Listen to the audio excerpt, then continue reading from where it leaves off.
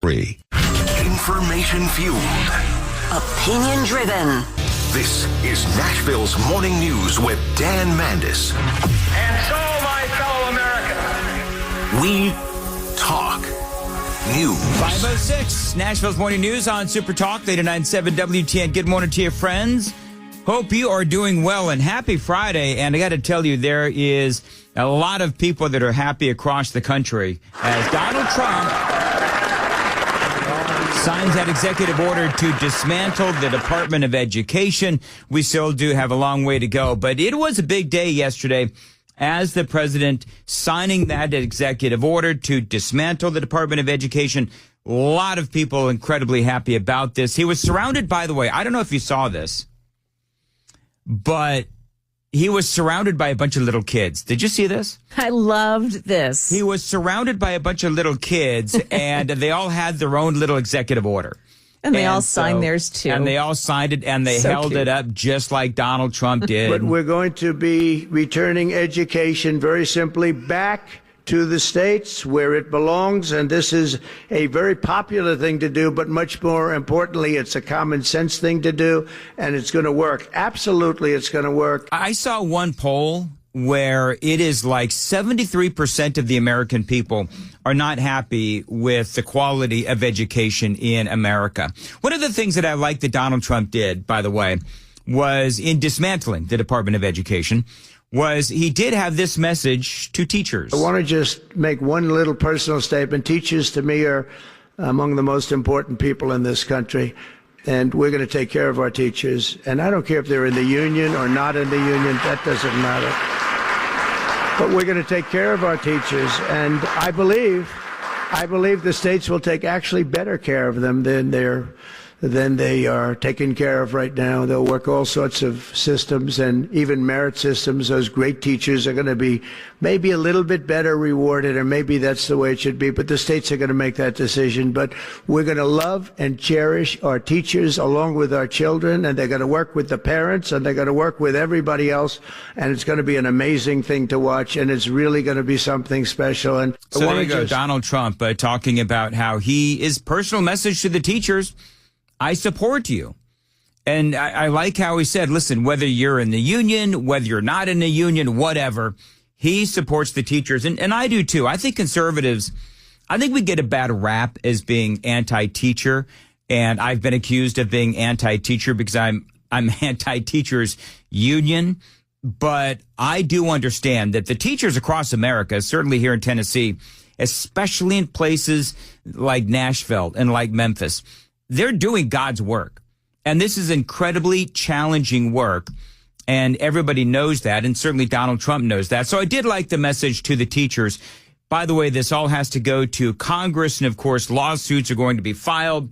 So we'll have to wait until all of this takes place before the Department of Education is permanently dismantled, although he has made a lot of cuts to the Department of Education. Now, remember that math and reading scores, they are really, really low nationally.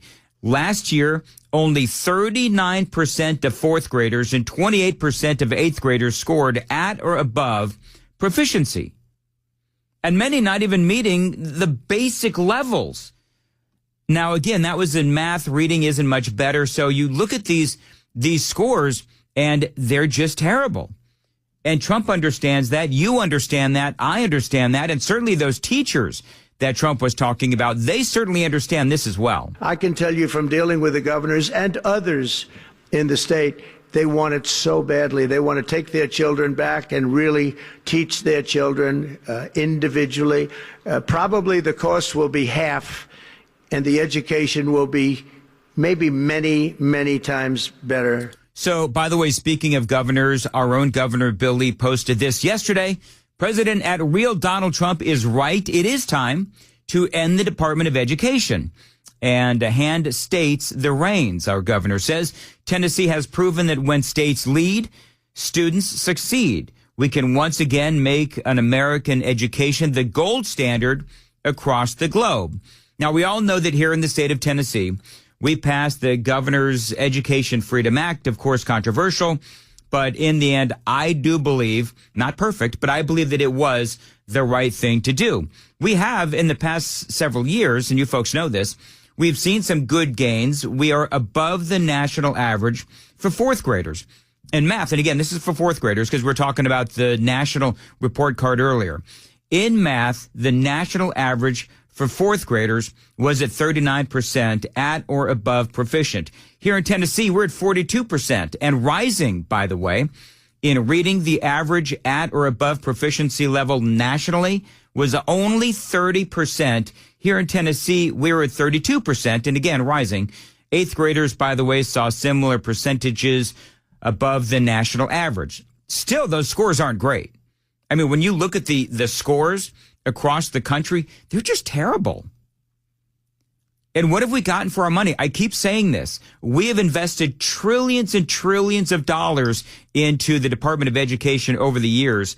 And our scores, I mean, quite frankly, they suck, and they're getting suckier. President Trump is not failing America's children. He is saving America's children with this action, directing Linda McMahon, our great Secretary of Education, to dismantle this federal bureaucracy that has taken more than $3 trillion from the American taxpayer since its inception in 1979. And what have we had as a result of that investment in our children's education? Declining test scores in reading, writing, and math. And that was on Fox News. Now, as she is speaking, you've got the nation's report card like right there on the screen. And from 2019 to 2024, scores have gone down by a lot. And a lot of the Democrats will tell you, well, it was because of COVID. No, our scores have been going down since the inception of the Department of Education. We talked about that yesterday. The Brookings Institute has a graph, and it'll show you that the scores were going up. Carter comes up with the Department of Education, and all of that bureaucracy, all of that federal oversight, or whatever you want to call it, sends the kids' scores plummeting. And so she understands, and President Trump understands, a lot of you folks understand, that the states are far more equipped to teach the children of that particular state. Proficiency levels at record lows for eighth graders, for fourth graders, at every level in every state across this country. That's why the president is returning education back to the people, to those closest to our students in our classrooms, and that is teachers and educators and parents who know what is best for their children. All right, so one of the questions, of course, are we going to try to limit the power of those teachers' unions? NEA, we have to win all the things! All the things! Right. All the things! Remember how... We need a warning next time. Yeah. Remember that loon? Of course, we played that audio yesterday from the longer version of that audio yesterday from the National Educators Association, President Pringle. We are the NEA! So, perfectly normal, perfectly reasonable. How about a more reasonable voice, by the way, from the guy who wanted to do this years ago? A planned and orderly transfer back to the states and local communities of functions the federal government has usurped and which it has proven it is incapable of operating. And one of the first of those would be welfare. One of the second would be in the field of education. I would like to dissolve the $10 billion National Department of Education created by President Carter and turn schools back to the local school districts where we built the greatest public school system the world has ever seen. I think I can make a case that the decline in the quality of public education began when federal aid became federal interference. There you go. Ronald Reagan. I can listen to him talk all day. Yeah, I go back and I'll listen to old Reagan speeches just because I'm a nerd. By the way, in that soundbite, I wish he would have done it, of course. He was not able to get it done. But, you know, when you listen to that soundbite, he talks about a budget. I want you to think about this. Ronald Reagan spoke about a budget of $10 billion. That was back in 1980. That budget has now ballooned to over $80 billion.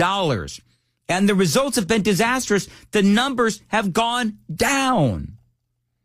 And so it is funny. You've got all of this hand wringing on the left about Donald Trump doing this, and they're going nuts. But the reality is that they're not nearly as passionate about those failing test scores. And they're not nearly as passionate, in my opinion, about the kids.